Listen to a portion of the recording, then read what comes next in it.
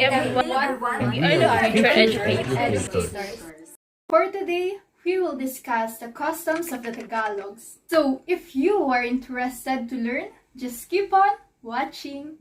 So, I'm Mary Grace Malandas Cuario, your teacher for today. And I will discuss what is customs of Tagalog all about. Custom of Tagalog is all about everyday living of the ancient Filipinos. So, ang custom of Tagalog is nagpapakita sa atin kung paano yung kagawian noon at yung pagkakaiba ng pamumuhay. At makikita dati ang pagkakaiba ng iba't ibang estado sa buhay. At makikita dito ang pamamaraan ng pamamahala ng mga gobyerno at pamumuhay ng mga tao, kagawian, mga paniniwala, at marami pang iba. Dito makikita kung ano yung pagkakaiba nung dati sa ngayon. Kita dito yung mga paniniwala noon na ating pinaniniwalaan pa din hanggang ngayon. At makikita nyo dito kung ano yung na-adapt natin noon na nadala natin ngayon. At malalaman nyo kung bakit nga ba ganito tayo ngayon at bakit may ganito, bakit ganito yung gawain natin, bakit ganito yung paniniwala.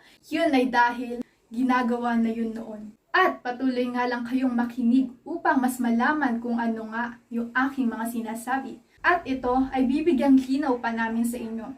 And next will be Mr. David. I'm Mr. David Joshua L. Castillo, your teacher for today, and I will discuss to you who wrote the customs of Tagalogs. It is none other Juan de Placensia. But first, who is Juan de Placensia? He is born in the early 16th century to the illustrious family of the Portacoreros in Placentia in the region of Extremadura, Spain. His real name is Juan de Puerto Carrero del Convento del Villanueva de la Serena. He was a Spanish friar of the Franciscan order, said to have been inspired to be a Franciscan because of his upbringing spent during a spiritual and religious resurgence affected by Spain's Siglo de Oro. Take note that he is the first batch of the Franciscan missionaries who went to the Philippines. He dispatched Seville in 1577 and stopped over Mexico for 6 months and arrived at a port in Cavite in July 2, 1578. Lastly, some of his works aimed to put an end to some injustices being committed against the native by certain government officials. That's all for my discussion. Next will be Miss Abigail Laureta, and she will discuss about social classes.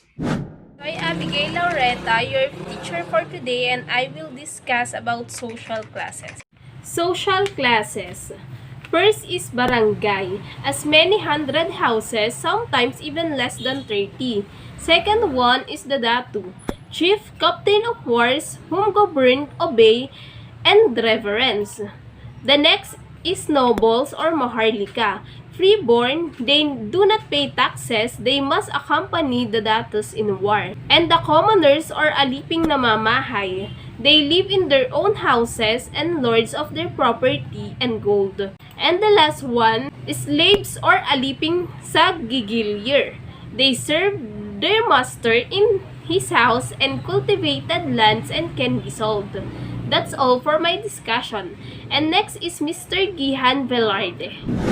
Gian Crisler Velarde, your teacher for today. We will discuss marriage customs. Men were in general monogamous while their wives are called asawa. Sa lahat daw po ng lalaki ay kailangan po isang babae lang po ang dapat asawahin. Courtship begins with panlilihan. Kung ay maliligaw, maninilbihan po kayo. Prior to marriage, the man requires to give a dowry, bigay kaya, a piece of land or gold, panghihimuyat, a gift for bride's parents, bigay suso for bride's wet nurse, blessing sa magulang po ng babae upang gawin niya pong asawa or paasalan, kailangan niya po munang magbigay ng gift or regalo sa parents, sa family po ng babae. Marriage between couples belonging to different social groups, not common. So, if po papasok po kayo sa marriage, dapat po same interest po kayo. Kasi para po mag-work out. Several grounds of divorce, ito po yung paghihiwalay po ng mag-asawa. Ito po yung mga maaaring pumasok dun. Adultery, ito po yung ngabit. Abandonment on the part of the husband, ito po yung i-ghost mo po yung iyong wife, yung iyong asawa. Cruelty, ito po yung paglalapat ng iyong mabigat na kamay sa iyo pong asawa. Kung pananakit or pangwawalan niya, insanity, ito po yung sa relationship po kasi hindi lang po heart po yung ano natin dyan, pati po yung emotion. So, maaari pong magkaroon ng mental illness, yung mga ganun po, sa pag-iisip po. I'm Miss Abilene, your teacher for today, and I will discuss the beliefs and idols. First, i-discuss muna natin ang beliefs. Una, there's no sacred places kaya hindi makapagsamba ang mga tao. Pangalawa, ang salitang simbahan ay nangangahulugan kung saan sumasamba para ipagdiwang ang mga festivals. Pangatlo, ang kapistahan ay tumatagal ng 4 na araw kaya't naman tuwing kapistahan ay pumapalo sila ng malalaki at maliliit na tambol. Pang-apat, sinasamba nila ang araw, buwan, mga bituin, maging ang partikular na patay na tao na may espesyal na kakayahang lumaban o pinoprotektahan sila sa oras ng kanilang pangangailangan. Next, let's discuss the idols. At ito ang mga halimbawa nila.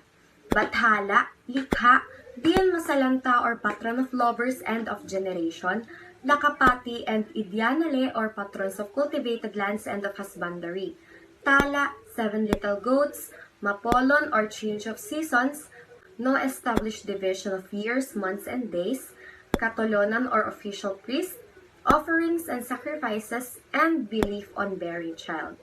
And next will be Miss Jaisel. My name is Jaisel Fernandez, your teacher for today, and I will discuss you the importance of custom of Tagalogs. Why Placensia, custom of Tagalog, is it important? It is important to grab the Spanish narrative as civilizer and savior of our doomed souls from eternal hellfire. That's why the Spaniards will quote it forever as their authoritative source to show just how formative we were and how great their contribution was our development. What are the reasons why Placensia, customs of the Tagalog, is it important to grand narrative of the Philippine history? First, reason why Placensia, custom of the Tagalog, is important to grand. The second is the Placensia account, the religious system before. Third and last reason, the third reason is the custom of Tagalog Act is standard source. And that's all the topic for the custom of Tagalog. We hope you've learned something new from our discussion.